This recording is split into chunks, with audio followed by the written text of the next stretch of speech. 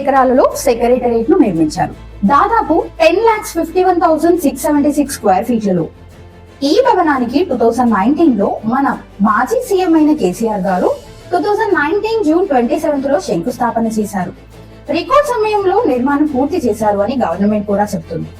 ప్రముఖ పొన్ని కాన్సెసావో, ఆస్కర్ కాన్సెసావో దీనికి రూపాన్నిచ్చారు. 24 అడుగుల ఎత్తులో ప్రధాన ద్వారం ఉంది.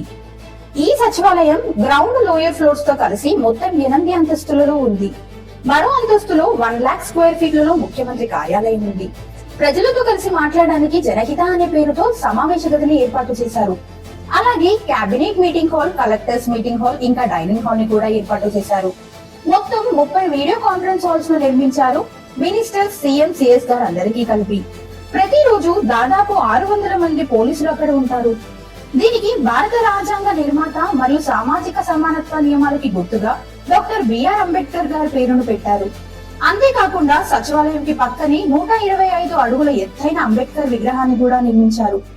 మరియు సచివాలయం సమీపంలో కనిపించే జ్వాల లాంటి దీపాకారం మన తెలంగాణ అమరవీరుల స్మరక చిహ్నం. మన తెలంగాణ సెక్రటరియట్ పై మీ ఒపీనియన్ ఏంటో కామెంట్ లో చెప్పండి.